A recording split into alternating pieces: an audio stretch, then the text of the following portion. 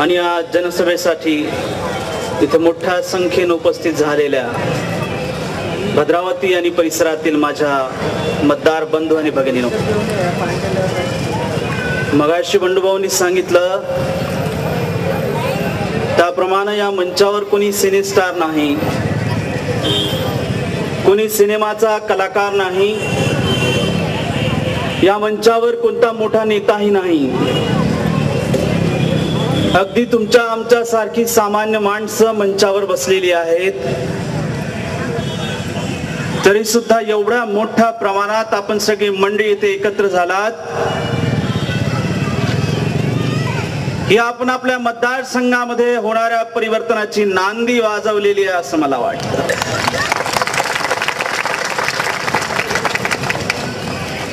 मित्रहो, जे काही मला बोलायचं आहे वेळेची मर्यादा आहे, ती मर्यादा पाळत असताना मी 2 टप्प्यांमध्ये माझ्या भाषणाला विभाजित करून बोलणार आहे. चळवळ सातत्यानं आपल्या सगळ्यांच्या पुढे बोलत आलो. बाबासाहेब आंबेडकरांची, फुल्यांची, शाहूंची, छत्रपती शिवाजी महाराजांची, या सर्व महामानवांनी या देशामध्ये जी कुव्यवस्था निर्माण झालेली होती त्या कुव्यवस्थेला संपुष्टात आणून मानवतावादावर आधारलेली सुव्यवस्था निर्माण करण्याची चळवळ राबवली, संघर्ष केला. छत्रपती शिवाजी महाराजांचं राज्य या देशामध्ये जे निर्माण झालं ते छत्रपती शिवाजी महाराजांचं राज्य हे खऱ्या अर्थानं रयतेचं राज्य होतं, खऱ्या अर्थानं जनतेचं राज्य होतं. म्हणून छत्रपती शिवाजी महाराजांना गोर गरीब प्रतिपालक शिवाजी असं म्हणून इतिहास ओळखतो. त्यानंतर छत्रपती शाहू महाराजांचं राज्य, बाबासाहेब डॉक्टर आंबेडकरांनी आपली चळवळ राबवत असताना या देशातल्या बहुजन समाजातल्या माणसाला सांगितलं की तुमचं कल्याण तेव्हा होईल जेव्हा एकदा पुन्हा या देशामध्ये छत्रपती शिवाजी महाराजांचं राज्य अस्तित्वात येईल. म्हणून परिवर्तनाची चळवळ आहे, व्यवस्था परिवर्तनाची चळवळ आहे. आणि व्यवस्था परिवर्तनाची चळवळ ज्या व्यवस्थेमध्ये समता असेल, बंधुता असेल, न्याय असेल, स्वातंत्र्य असेल, ज्या व्यवस्थेमध्ये कोणाला जातीच्या आधारावर, धर्माच्या आधारावर, पंथाच्या आधारावर, वंशाच्या आधारावर, रंगाच्या आधारावर, त्याच्या गरिबीच्या आधारावर नागवलं जाणार नाही, त्याचं शोषण केलं जाणार नाही, अशी व्यवस्था या देशामध्ये निर्माण व्हावी आणि अबाधित राहावी, यासाठी आधुनिक काळामध्ये महामानव ज्योतिबा फुल्यांपासून छत्रपती शाहू महाराजांपासून डॉक्टर बाबासाहेब आंबेडकरांनी विशेषतः प्रयत्न केल्याचं चित्र आपल्याला दिसतं. नेहमी मी बोलायला लागलो की सूचना येते हिंदीत बोलाओ. मैं माजरी में आने वाला हूँ भाइयों, और मैं बहुत अच्छी हिंदी भी बोल सकता हूँ, आप लोग जानते हैं. लेकिन यहाँ ज्यादातर जो भाई इकट्ठा हुए हैं, मैं जानता हूँ कि वो भद्रावती और भद्रावती के परिसर के भाई है. थोड़ा माजरी और इतर उत्तर भारतीय भाइयों को तकलीफ होगी. मैं माजरी में आऊंगा तो आप लोगों से पूरी हिंदी में बातचीत करूंगा, थोड़ा माफ करो और मेरा मराठी भाषण समझने की कोशिश करो. मेरे भाइयों को मराठी में सुनने दो.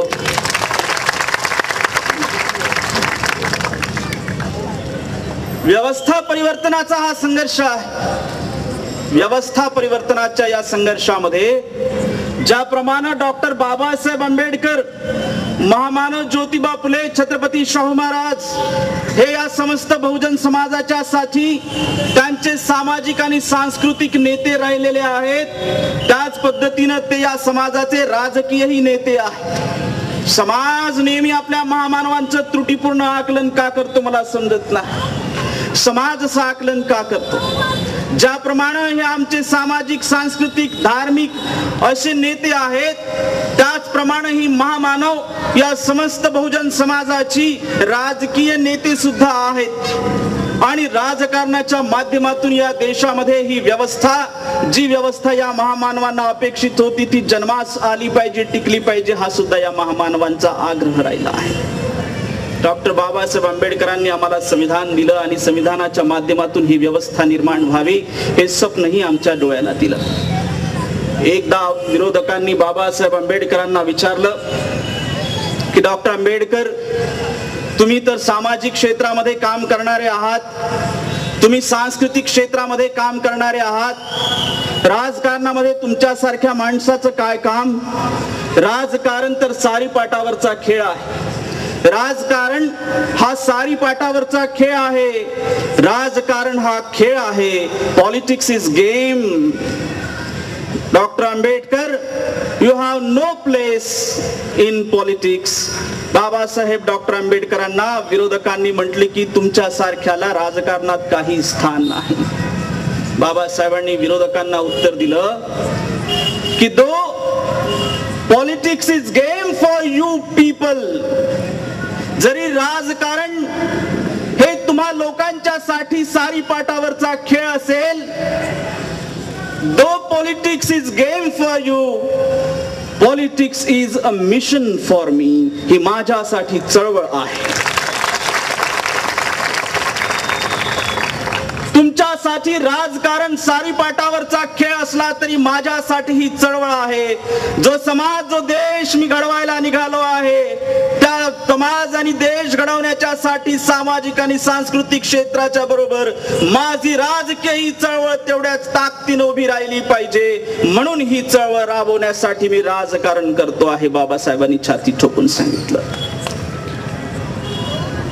बाबासाहेब आंबेडकरांनी लोकशाहीची व्याख्या करताना अगदी करून टाकलेली आहे.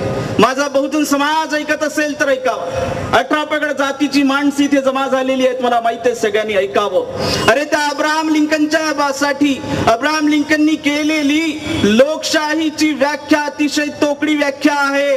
ती सरकार बदलण्याची व्याख्या आहे. एक सरकार गेलं तर दुसरं सरकार. लोकांनी लोकांसाठी लोकांद्वारे चालवलेलं राज्य म्हणजे लोकशाही, ही व्याख्या अब्राहम लिंकननी केली. ही व्याख्या म्हणजे लोकांनी एक राज्याला कंटाळायचं, एकत्र व्हायचं आणि दुसरं राज्य निर्माण करायचं. त्या राज्याला लोक कंटाळली की त्यांनी अमक्याचं जायचं आणि दुसऱ्याचं राज्य निर्माण करायचं. बाबासाहेबांनी लोकशाहीला एवढ्याही संकुचित अर्थानं पाहिलं नाही. बाबासाहेबांनी म्हटलं की लोकशाही ही या देशातल्या शेवटच्या माणसाच्या जीवनामध्ये रक्ताचा एक थेंबही न सांडता त्याच्या सामाजिक, सांस्कृतिक, आर्थिक आणि राजकीय जीवनामध्ये आमूलाग्र बदल घडवून आणण्याची व्यवस्था आहे.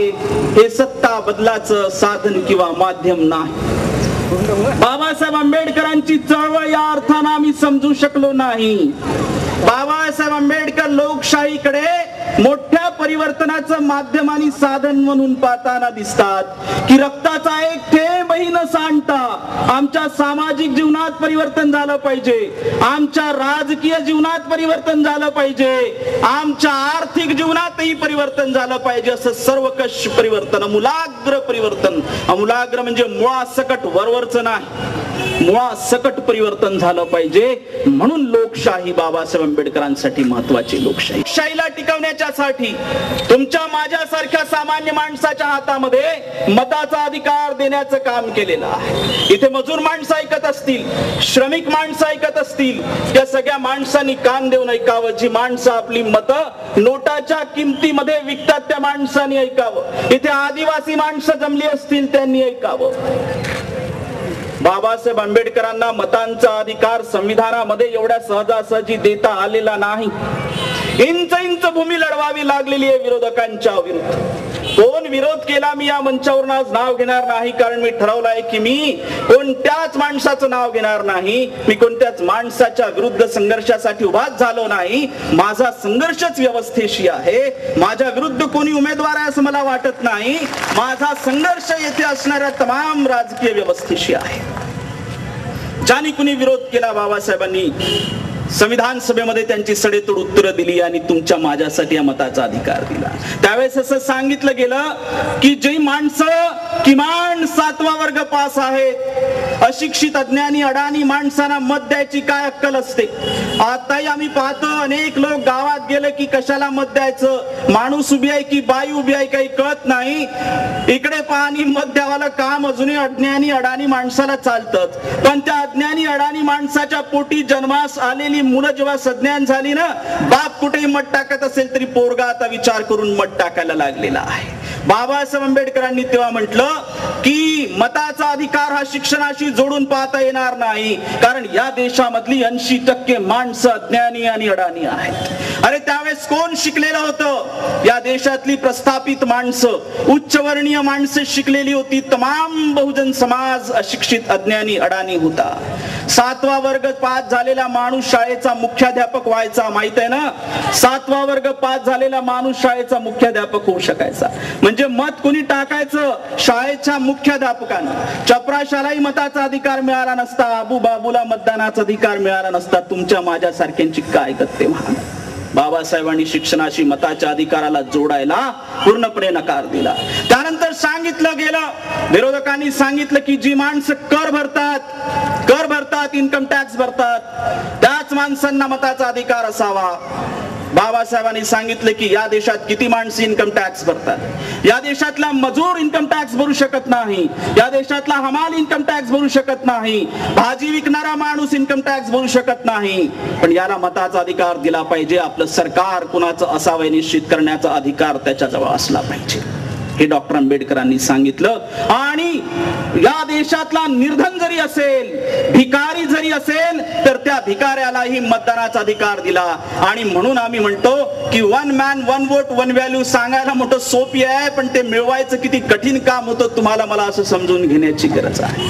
या देशातल्या टाटालाही एकाच मताचा अधिकार आहे, रिक्षा ओढणाऱ्या हमालाही एकाच मताचा अधिकार आहे. त्या रिक्षा ओढणाऱ्या हमालाच्या मताची किंमत 1 आणि टाटा बिर्लाच्याही मताची किंमत 1. एवढी मतांची समानता बाबासाहेब डॉक्टर आंबेडकरांनी निर्माण केली. इंच इंच भूमी लढवली. मग सांगितलं या देशांच्या आदिवासींना तर कपडे घालायची चव नाही, कपडे घालता येत नाही. यांच्या बायका छात्या उघड्या घेऊन फिरतात. ही भाषण आहेत संविधान सभेतली. कोणाला डाऊट असेल तर माझ्याशी चर्चा करायला हरकत नाही, वकील आहे मी. आदिवासींच्या बायका यांना कपडे घालायची अक्कल नाही. कमीत कमी आदिवासींना मत टाकायचा अधिकार काही देऊ नका. आदिवासी ऐकत असतील थोडं समजा. एवढी सोपी गोष्ट नाहीये रे मित्रा. बाबासाहेबांनी सांगितलं आज कपडे घालायची अक्कल नसली, रानावनात राहत असला तरी सुद्धा तोही या देशाचा नागरिक आहे. या देशाची सरकार ठरवण्याचा अधिकार त्यालाही असला पाहिजे. पण त्याच्यासाठी मताचा अधिकार आणला. या देशातल्या महिलांचं शोषण तर कमालीचं झालं. अमेरिकेसारख्या देशामध्ये 1848 ला महिलांना रस्त्यावर उतरून आंदोलन करावं लागलं, मताचा अधिकार महिलांनाही द्या म्हणून. म्हणजे अमेरिकेमध्येही लोकशाहीच्या स्थापनेच्या 100 वर्ष बायकांना मत देण्याचा अधिकार नव्हता. भारतामध्ये मतांच्या अधिकाराच्यावर चर्चा झाली तर असा विरोध झाला की कमीत कमी बायकांना तरी मत टाकायचा अधिकार देऊ नका. आज मोठे पुढे उठतात सगळेच्या सगळे पक्ष, महिलांना 50% रिझर्वेशन अमुक जागी तमुक जागी द्या. अरे याचा विचार कुणी मांडला? त्या माणसाला तुम्ही स्वीकारत नाही, केवळ गोडवे गाता म्हणून ते रिझर्वेशन तुम्हाला संसदेत मिळवणं काही शक्य झालेलं नाही. बाबासाहेब आंबेडकरांनी सांगितलं की या देशामधली पुरुष असो की महिला, त्या दोघांनाही समान दर्जावर आणता आलं पाहिजे. आणि समान दर्जानं आणायचं असेल तर पुरुषांना मतांचा अधिकार आहे तर महिलांनाही मताचा अधिकार मिळालाच. हा एवढा मोठा संघर्ष आहे, हा मतांचा संघर्ष आहे. आणि या संघर्षातून या देशातली सरकार बनली पाहिजे असं ठरवलं गेलं. आणि एवढं झाल्यावरही बाबासाहेब आंबेडकरांना आचार्य कृपलानी सारखा माणूस भेटला आणि त्यांनी सांगितलं की डॉक्टर आंबेडकर, तुम्ही आज मोठी इंच भूमी लढवून आपल्या लोकांच्यासाठी मतांचा अधिकार मिळवून तर घेतलेला आहे, पण तो अधिकार यांना वापरता येईल तेव्हा ना. हा मतांचा अधिकार आम्ही विकतही घेऊ शकतो. तुम्ही मिळवून दिल्याने काही होत नाही आंबेडकर. हा मतांचा अधिकार आम्ही यांच्यापासून विकतही घेऊ शकतो. बाबासाहेब थोड्या वेळसाठी अंतर्मुख जरूर झाले आणि नंतर सांगितले की तोपर्यंतच घेत राहा जोपर्यंत या देशातल्या माणसाला त्याच्या मतांच्या अधिकाराची किंमत समजणार नाही. ज्या दिवशी त्याला मताच्या अधिकाराची किंमत समजेल, हा मतांचा अधिकार विकणार नाही, तो त्याचा योग्य वापर करेल आणि या देशामध्ये आपल्या मताचं सरकार निर्माण करायसाठी करेल. हा असा संघर्ष आहे. आणि ही चळवळ म्हणून बाबासाहेब आंबेडकरांनी राजकारणाच्याकडे म्हणून पाहिलेला आहे. डॉक्टर आंबेडकरांना आम्ही केवळ सामाजिक नेते म्हणून ओळखतो. बाबासाहेब डॉक्टर आंबेडकर केवळ या देशाचे कायदा मंत्री नव्हते. डॉक्टर आंबेडकर इंग्रज सरकारच्या मंत्रालयात असताना या देशाचे ऊर्जा मंत्री सुद्धा होते. ऊर्जा मंत्री सुद्धा होते. आणि या देशाला 100 वर्ष पुरेल, 100 वर्ष पुरेल अशी वीज कशी निर्माण करता येईल, ती ॲटॉमिक एनर्जीनं, अणुऊर्जेच्या मदतीनं, ती समुद्राच्या पाण्याच्या मदतीनं, ती कोळशाच्या मदतीनं, ती सामान्य नदीच्या पाण्याच्या मदतीवर, धरणाच्या मदतीनं, अशा वेगवेगळ्या 4 प्रकारातून वीज निर्माण केली पाहिजे. आणि 100 वर्ष कशी पुरवता येईल, 100 वर्षाचं नियोजन विजेचं डॉक्टर बाबासाहेब आंबेडकरांनी मांडलेलं होतं. आज वीज मंडळाची 3 भागात विभागणी झालेली आहे. त्याचं उत्पादन वेगळं, पारेषण वेगळं, वाणिज्य वेगळं. डॉक्टर आंबेडकरांनी त्यावेळेस सांगितलं की विद्युत विभागाचं 3 भागात जर विभाजन केलं, त्याचं निर्माण, याचं पारेषण आणि याचं वाणिज्य, तर या देशामध्ये विजेचा तुटवडा कधी कधी कधी पडणार नाही. मी मोठ्या आशेनं ऐकतो राजकारण्यांची भाषणं. आमच्याही राजकारणी बेअक्कल झालीत की काय मला कळत नाही. अरे बाबासाहेब डॉक्टर आंबेडकरांनी केवळ रिझर्वेशन मिळवलं ना, अमुक मिळवलं, तमुक मिळवलं सांगतो मोठ्या नाकानं. बाबासाहेबांनी इलेक्ट्रिकचंही नियोजन केलं. सांगा, बाबासाहेबांचं विद्युत नियोजन केलं असतं तर या देशाला विजेचा तुटवडा पडला नसता. पण डॉक्टर आंबेडकरांचं नियोजन मानलं असतं तर हा माणूस हिरो झाला असता ना देशाचा. त्याला महार कसं बनवता आलं असतं, त्याला दलितांचा नेता कसा बनवता आला असता.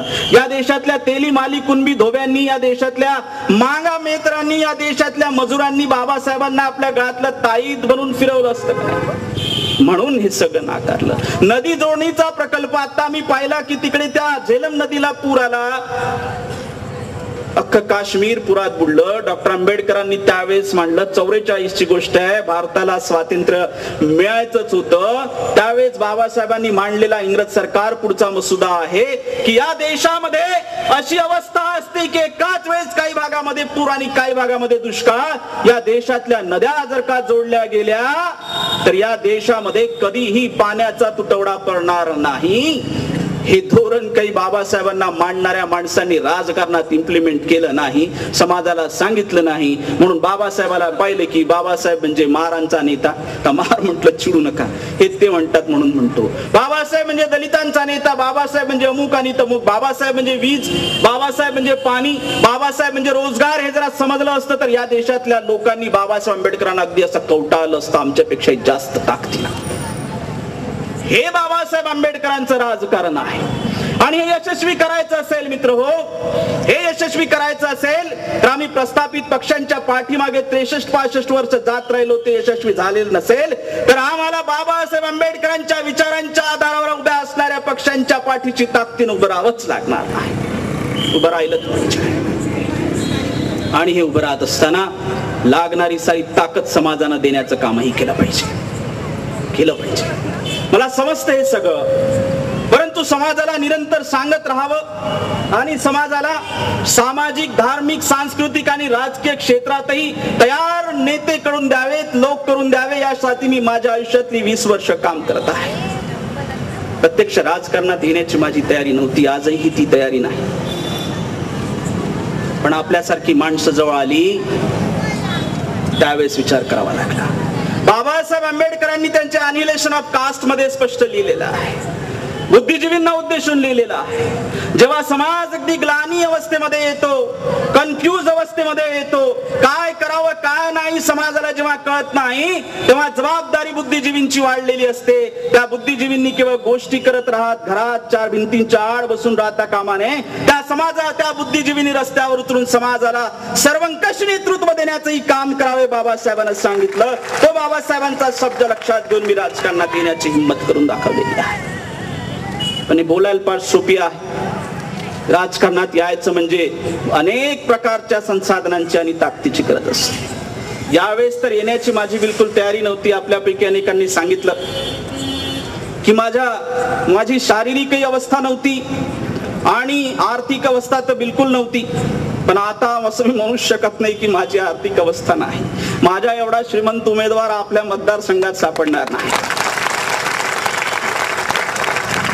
पैशाची झाली थोडी मतांची श्रीमंती टपकली तर खूप आनंद होईल.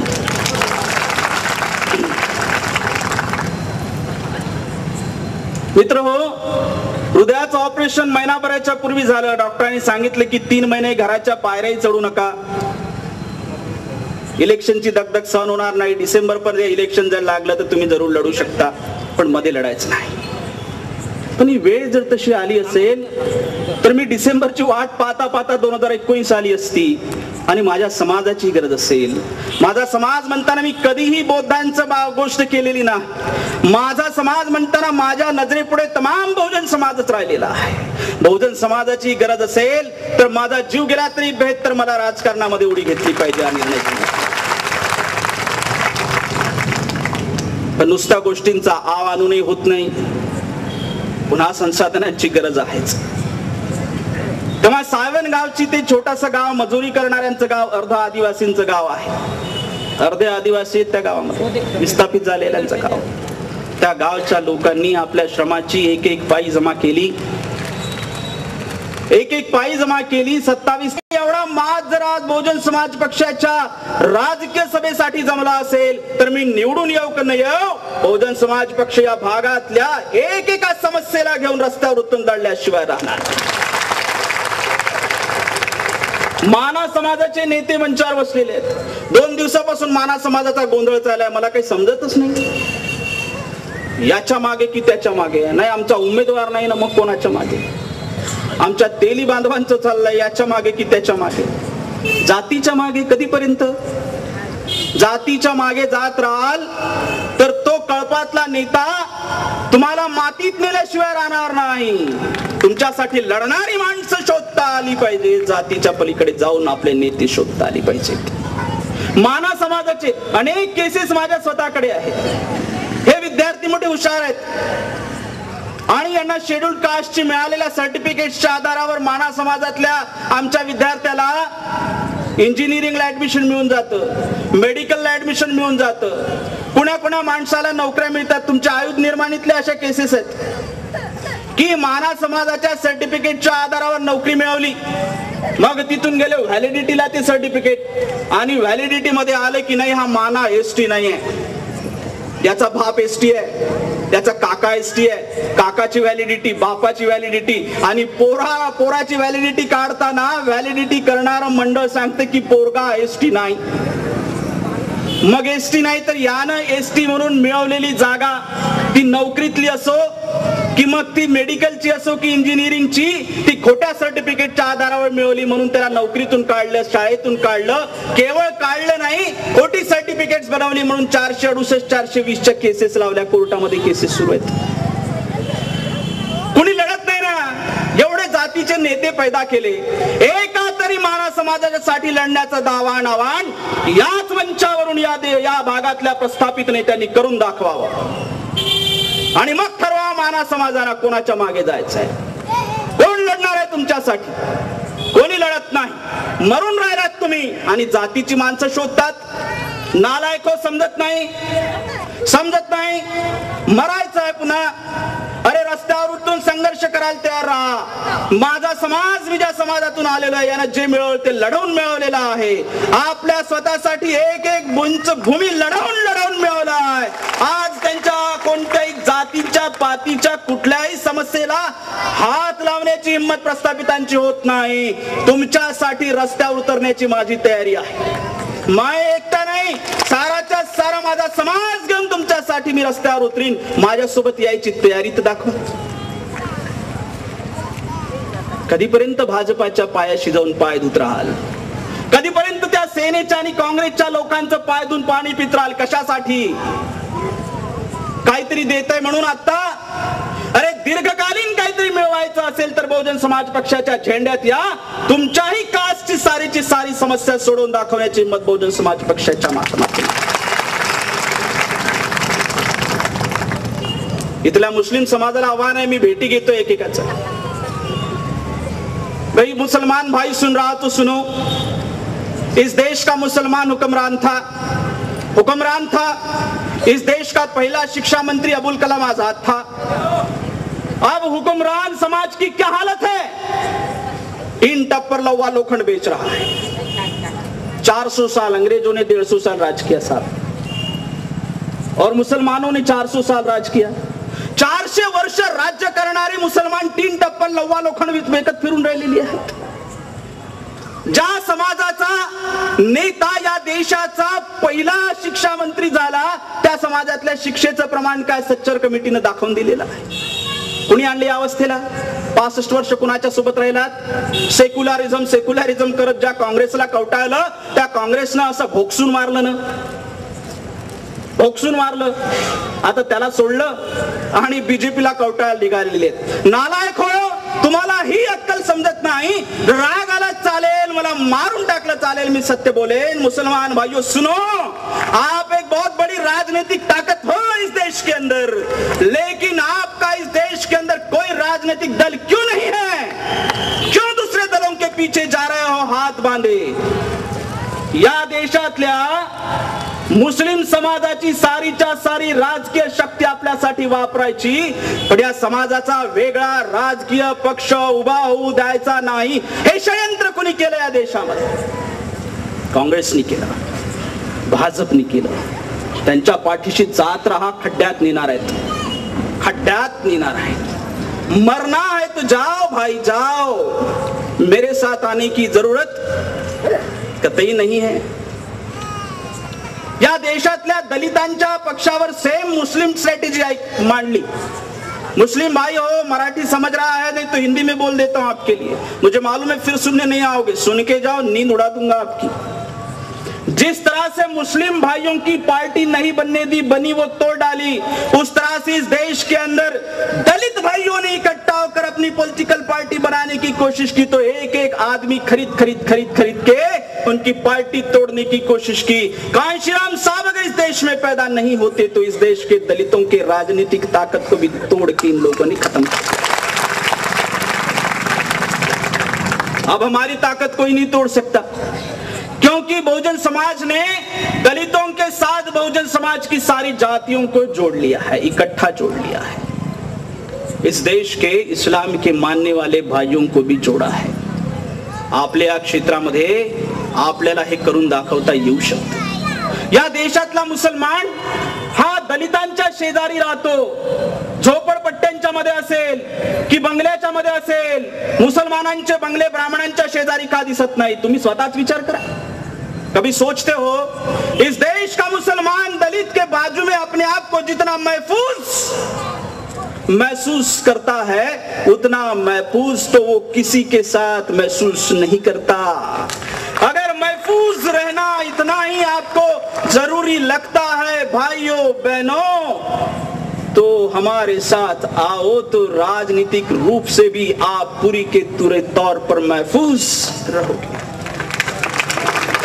मेरा आह्वान है, आपले धंद्याचे हितसंबंध, पैशाचे हितसंबंध, व्यवहाराचे हितसंबंध जोपासत जे श्रीमंत झाले, ते पुढे गेले, त्यांनी आपल्या समाजाला विकण्याचं काम करू नये. माझ्या मुसलमान बांधवांना हात जोडून विनंती आहे. इथे असणाऱ्या माझ्या ढिवर बांधवांना विनंती आहे, अरे एवढा छोटासा समाज, हा मूठभर समाज आहे. हा मूठभर समाज आपला आमदार निर्माण करू शकत नाही, पण हा मूठभर समाज या बहुजन समाजाचा भाग झाला तर आपल्या विचारांचा आमदार जरूर बनवू शकतो. अशा छोट्या छोट्या जातीचं राजकारण बंद करा. मायबाप हो, हे बंद करा. जातीचं राजकारण बंद करा, समाजाचं राजकारण करा. आपण या देशाचे शासक बनल्याशिवाय राहणार नाही. मित्र हो, मी उभा झालोय, सारा गाव मला ओळखते की आंबेडकरी विचाराचा माणूस आहे, आंबेडकरी विचाराचा माणूस आहे. पण मी एवढ्याच ताकदीने आंबेडकरी विचार मांडत आलो. मी राजकारणात उतरण्याची हिंमत जेव्हा केली, तर कुणी मला त्यावेळेस हा आंबेडकरी माणूस म्हणजे आपल्याच लोकांसाठी भांडेल असं म्हणून माझ्यापासून दूर राहिली नाही. मला फॉर्म माझं मी भरायच्या पूर्वी पेपरमध्ये जाहीर झालं.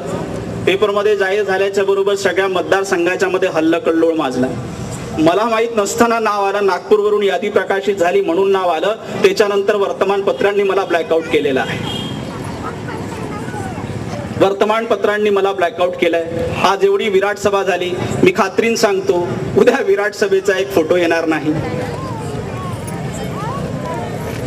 पत्रकार बांधव ऐकतात, अरे कधीपर्यंत विकत जाऊन असे पत्रकारिता करत राहाल? समाजाचं काहीतरी चित्र दिसू द्या. माझं नाव एकदा आलं सगळ्या मतदारसंघात हल्लकल्लोळ माजला. मला गावागावातून फोन आले, सर निवडणूक लढा, सर निवडणूक लढा. आपल्या गावातले जे शिंदे घराणं फार मोठं आहे आपल्या गावातलं, त्याचा काय संबंध BSPशी? त्या बालू शिंदेनी मला सकाळीच फोन केला, सर पैसे नसतील तर मी 10,000 रुपये पाठवत आहे, तुम्ही भरा पण लढा. पण माझ्या 10,000ची व्यवस्था माझ्या बांधवांनी केली होती. ते 10,000 घेऊन माझ्यासोबत फॉर्म भरायला आले. माझी तिथेही भेट झाली नाही. त्याच्यानंतर पार्टीच्या कार्यालयात येऊन त्यांनी सांगितलं, केवळ 10,000 रुपये नाही, माझ्या समाजाची 500 मतं काढून देण्याची ही तयारी मी केली आहे. मला इथे जे मी कार्यालय उघडलेलं आहे, या कार्यालय दत्तात्रय गुंडावार दत्तू काकांनी उघडून दिलं. एक पैसा न घेता. कोमटी समाजाचा माणूस, मी उघड नाव घेणाराच माणूस आहे. मला मदत करायची, खुल्ली करा, खुली. मी सगळ्या समाजासाठी, भद्रावतीकरांसाठी, वरोराकरांसाठी, या समाज मतदारसंघासाठी लढायला उतरलोय. मी केवळ अशा बौद्धांसाठी, चांभारांसाठी, तेल्यांसाठी, मांगांसाठी लढायला उभा झालेला माणूस नाही. दत्तू काकांनी शटर उघडून दिलं. त्या माणसाला काय गरज आहे? माझ्या अनेक व्यापारी बंधूंनी पैशाची व्यवस्था करून दिलेली आहे. सांगितलं, भाऊ नाव घेऊ नका, आमचे इथं संबंध दुसरीकडे आहेत. नाही घेणार, मला कळतं. पण एकदा माझ्याजवळ ताकद आली तर तुम्हाला लपून राहायची गरज पडणार नाही. खुलेआम बाहेर येतात, खुलेआम. का मदत करतायत? तर जो प्रस्थापित म्हणून इथे राजकारण करतोय, ज्या लोकांनी नगरपालिकेवर सत्ता काबीज केली, इथे खंडणीचं राजकारण करून राहिलेले आहेत. आम्ही कंटाळलो भाऊ, आम्हाला चांगला माणूस पाहिजे. मी कोणावर टीका करणार नाहीये, हे शब्द तेवढंच सांगतो. परिवर्तनाची संधी अशी चालून येते आहे. परिवर्तनाची संधी अशी चालून येते आहे. या परिवर्तनाला मित्र हो, आपल्या सगळ्यांना साथ घालावी लागणार. आपण जर म्हणतो की चांगल्या माणसांनी राजकारणात यावं, आणि तुम्ही सगळे माणसं चर्चा करता, मला कानावर येते. कॉलेजमध्ये चर्चा होतात, महाविद्यालयात होतात, पानटपरीवर होतात, पाणठेल्यावर होतात. चांगला माणूस आहे पण 3ऱ्या नंबरवर राहील. अरे काय काळाचा माणूस 3ऱ्या नंबरवरचा. चांगला माणूस तुमच्यासाठी पुढे आला असेल तर त्याला 3ऱ्या नंबरवर ठेवू नका. 15 तारखेला त्याला 1 नंबरवर आणा. तुम्ही जर चांगल्या माणसांची साथ दिली नाही ना, तर येणाऱ्या काळामध्ये कुणी चांगली माणसं समाजाच्या राजकारणात पुढे येणार नाही. समाजाची कामं करायला कुणी चांगला माणूस पुढे येणार नाही. चांगल्या माणसांनाही भीती वाटते की समाज नेहमी अशा नालायकांनाच मदत करतो, गुंड्यांनाच मदत करतो, प्रस्थापितांनाच मदत करतो, म्हणून चांगली माणसं घरात बसतात. मग तुम्ही मला चांगला माणूस समजत असाल तर मी कोण्या जातीत पैदा झालो तो विचार करू नका. माझा काय दोष, मी त्या जातीत पैदा झालो. तुम्ही तेवढ्यासाठी मला मत देणार नाही का? माझ्या तेली बांधवांनी, आता माझा मित्र आला सुरेंद्र राऊत, फुलमाळी समाजाचा माणूस आहे, 5,000 रुपयाची मदत केली ना. तो बहुजन समाज पक्षाशी काही संबंध नाही. अरे समाज जोडायच्यासाठी पक्षाच्याही पलीकडे जाता आलं पाहिजे. चांगल्या माणसांची साथ देण्यासाठी आपल्या राजकीय, सामाजिक सगळ्या प्रकारच्या हितसंबंधांना सोडून पुढे जाता आलं पाहिजे, सगळंच. आणि हे करताना मी जेवढ्या ताकदीनं बोलतोय ना, मी तुम्हाला खात्रीन सांगतो की या भागातल्या एकेका माणसाचे प्रश्न सोडवत असताना माझा पक्ष नक्कीच आडवा येणार नाही, नक्कीच आडवा येणार नाही. पण माझ्या पक्षाचं धोरण कधी काळी जर या सगळ्या क्षेत्रातल्या माणसांच्या समस्यांना सोडवण्यासाठी आडवा आला ना, तर मी माझ्या पक्षाशी संघर्ष करायला तयार आहे. तुम्ही जर तुमच्या पक्षाच्या आणि सगळ्या भावनांच्या पलीकडे जाऊन माझ्या सोबत येत आहात, माझ्या व्यापारी बंधूंनो, माझ्या इस्लाम धारण करणाऱ्या बंधूंनो, माझ्या 18 पगड जातीतल्या बंधूंनो, तर मी सुद्धा तुम्हाला ही खात्री दिलीच पाहिजे आहे. मी सुद्धा तुम्हाला ही खात्री दिली पाहिजे आहे. सगळा समाज एकत्र येतो आहे, सगळा समाज. हे म्हणताना मी पहिल्यांदा माझ्या बौद्ध समाजालाच म्हटले की तुम्ही एकत्र दिसले नाही तर ही हिंमत खचणार आहे. मी आमच्या काकूंकडे गेलो, ठमके काकूंच्याकडे हात जोडले, म्हटलं तुम्हाला सोबत दिसावं लागणार आहे. ते म्हणे BSPत नाही येणार. कोण सांगते BSPत यासाठी? बाबासाहेबांचं राजकारण करायसाठी हातात हात घालून तर जाऊ शकतो आपण एकत्र कुठे. इथे अनेक माणसं अशी आहेत जी आमच्या पक्षाशी संबंधित नाहीत. मला काही भीती नाही आहे. तुम्ही भीती बाळगली नाही तर मलाही भीती नाही. आपण बाबासाहेबांचं राजकारण, या समाजाचं राजकारण, या क्षेत्राचं राजकारण करण्यासाठी आपल्या सगळ्या पक्षीय अभिनिवेशांना बाजूला ठेवून एकत्र येऊन एक वेगळा इतिहास घडवून दाखवण्याचं काम करू. आता इतिहास म्हणतो, पण भद्रावतीमध्ये असणाऱ्या माझ्या सगळ्या बंधू भगिनींना माझा आवाज येत असेल तर इकडे किल्लावाडामध्ये, हे इकडे कुणबी सोसायटीमध्ये सगळ्यांना आवाज येत असेल तर हात जोडून एक विनंती आहे. माझी खरी ताकद तुम्ही आहात. मला वरोऱ्यामध्ये तेवढे लोक ओळखत नाही. मी खरं बोलायला काय हरकत आहे. आता ओळखायला लागले ताईंच्यामुळं. मला बाजूबाजूला एवढे ओळखत नाही जेवढे तुमच्यापैकी लोक गावाभावातून गल्ली गल्लीतून ओळखतात. म्हणजे माझी ताकद कोण? माझी ताकद तुम्ही आहात. मला शेमडा पुस्तकापासून तर कोट घालून फिरताना पर्यंत तुम्ही पाहिलेला आहे. आणि म्हणून तुम्हाला हा विश्वास वाटायला लागलेला आहे की हा मुलगा जो आहे, याच्या पाठीशी आम्ही उभं राहिलं तर हा माणूस आमच्या गावासाठी एक वेगळं राजकीय परिवर्तन देऊ शकतो. आमच्या गावाच्या माध्यमातून सगळ्या क्षेत्रासाठी वेगळं राजकीय परिवर्तन हा देऊ शकतो. तर मला अशी खात्री आहे की माझ्या गावानं एक कल्ली मतदान टाकलं तर मला बाकी प्रांतांच्या मध्ये, भागाच्या मध्ये फिरण्याची गरज उरणार नाही. करणार आहात, जमेल. हे माझ्या पक्षाचे लोक बोलतायत. मित्रांनो, हिम्मत करा. परिवर्तनाची वेळ आहे. परिवर्तनाची वेळ आहे. हे कोणा जातीपातीचं राजकारण नाही. हे कोणा धर्माचं राजकारण नाही. हे परिवर्तनाचं राजकारण आहे. हे परिवर्तनाचं राजकारण यशस्वी करून दाखवण्याची वेळ आहे. ते परिवर्तनाचं राजकारण आपण सगळे मिळून यशस्वी करून दाखवू. येणाऱ्या काळाच्या मध्ये बहुजन समाज पक्षाने जी अनेक आंदोलन आपल्या खांद्यावर रेटून धरण्याचं काम निर्धार केलेला आहे, त्यामध्ये सगळ्यात प्रामुख्याने या भागातल्या विदर्भाच्या मुद्द्याचं आंदोलन रेटून धरण्याचा निश्चय केलेला आहे. आणि मी खात्रीने सांगतो, मला जर आमदार म्हणून पाठवलं तर मुंबईला जाऊन मी विदर्भ घेतल्याशिवाय काही वापस येणार नाही.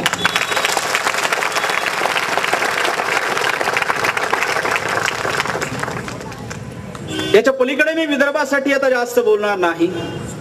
विदर्भाच्या मुद्द्यावर, आपल्या गावाच्या एकतेच्या मुद्द्यावर, आपल्या गावाचं परिवर्तनाच्या मुद्द्यावर, या गावाच्या माध्यमातून सगळ्या क्षेत्राच्या मध्ये, या गाव खेड्याच्या मध्ये कोणत्या कोणत्यात राहणाऱ्या आमच्या माणसाच्या जीवनाच्या मध्ये प्रकाश घडवून आणण्यासाठी, तिकडे या वरोरा तालुक्यातल्या सगळ्या माणसांच्या जीवनामध्ये प्रकाश घडवण्यासाठी मी काही भद्रावतीचं राजकारण करणार नाही. गावगाव म्हणेल उद्या वरोराकर नाराज होतील, आता भद्रावतीचेच मतं मागतोय, याला आमची गरज नाही. नाही, असं नाही. मी वरोऱ्यात जाणार आहे, त्यांना हात जोडून विनंती करणार आहे. पण माझी ताकद तुम्ही, माझी ताकद तुम्ही. जेवढ्या ताकदीनं पैसे दिले, मोठमोठ्या नोटा, माझी मान वाकून राहिली होती. 15 तारखेच्या नंतर अशाच ताकदीनं मतं टाकल्यात. आज माझी मान थोडी नोटांच्या वजनानं वाकली. 19 तारखेला माझी ताण अशी ताट होती.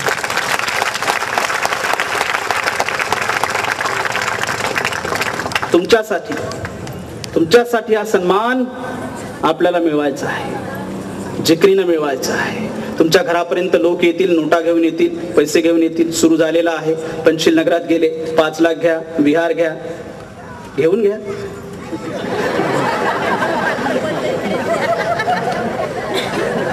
घेऊ, पण मत मात्र मला द्या.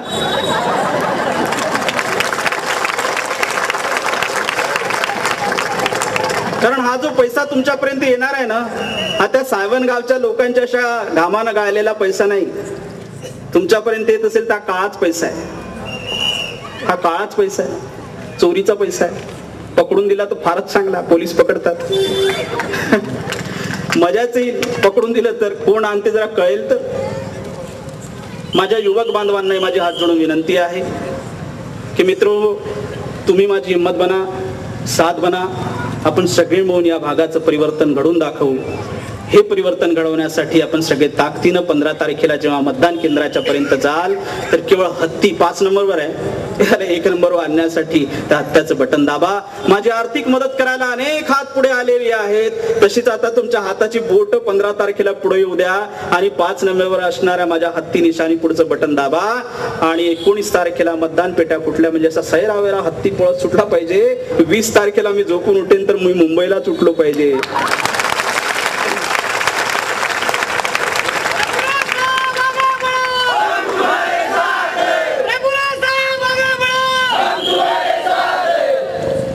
भाषण संपवायची वेळ आहे, फार बोलत नाही. बस एकच म्हणतो, त्या कवीच्या ओळी मला आठवल्या. संघर्षाची माझी तयारी आहे. त्याला मी हारलो काय जिंकलो काय, मी राजकारणात उडी घेतली आहे तर तुमच्या सोबत तुमच्या जीवनातल्या प्रत्येक संघर्षात आहेच. म्हणून तेवढंच सांगतो त्या कवीच्या शब्दांमध्ये, मोडून पडणार संसार तरी मोडणार नाही कणा. स्वाभिमान माझ्या जीवनाचा मोठा ताकदीचा पैलू आहे. मला अनेक उमेदवारांच्या इकडून पैशाच्या ऑफर आल्या येतात, चालू आहे. मी म्हटलं 4 तारखेपर्यंत थांबा. आणि आज ही सभा जर पाहत असेल तर उद्या कोणाच्या बापाची हिंमत नाही मला पैसे पोहोचवण्याची.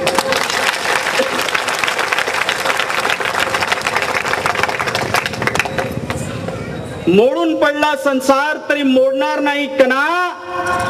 पाठीवरती हात ठेवून फक्त लढ म्हणा. तुमच्यासाठी संघर्ष करायला मी तयार आहे. तुम्ही मला ऐकून घेतलं याचा विचार करा. तुमच्या मनाला पटलं तर छातीवर हात ठेवून 15 तारखेला मला मतदान करा. एवढंच आव्हान आजच्या निमित्तानं करतो आणि आपली रजा घेतो. मला ऐकून घेतलं त्याबद्दल आभारी आहे. धन्यवाद. जय हिंद.